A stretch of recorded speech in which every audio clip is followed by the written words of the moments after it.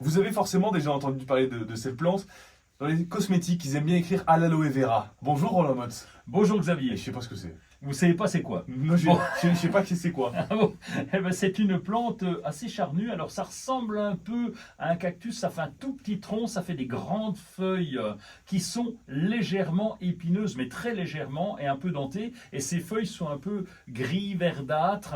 Et c'est une plante d'intérieur assez courante. Est-ce que parce ça qu'elle fait est- mal si on se met les doigts Non, dessus? Ah non, non, non, même non, pas. ça fait pas mal. Ah Non, oui, non, d'accord. non. Donc c'est des points tout nets quoi.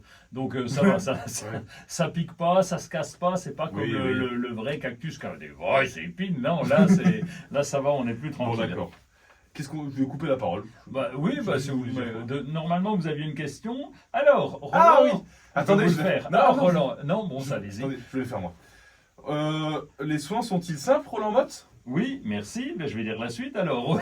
Non, non, on est cool là. On est cool parce que c'est une plante, comme je vous l'ai dit, je vous parlais hier de l'Euphorbia miili. Oui. Et donc là, c'est un peu le même principe. C'est une plante succulente. Donc les plantes succulentes ont cet avantage on a le droit de louper des arrosages parce On a que même le devoir, je dirais. c'est ça on a le devoir de louper des arrosages parce qu'elles n'aiment pas l'eau stagnante au niveau des racines. Donc déjà là, on ne met pas de soucoupe sous le pot. On fait Oui, attention de mettre des billes d'argile pour jamais qu'il y ait d'eau en excès. Et puis on arrose très peu pendant l'hiver, au moins 2 fois pendant l'hiver. C'est à peu près tout. Si vraiment la température est assez chaude dans la pièce, il lui faut beaucoup de lumière et c'est à peu près tout. L'été, on peut le sortir dehors, l'arroser quand on a le temps, mais quand on le sort dehors, il faut le mettre à l'abri de la pluie parce que sinon, encore une fois, Il y a trop ça peut d'eau. faire un excès d'eau. Tout ça. Et là, ils aiment pas.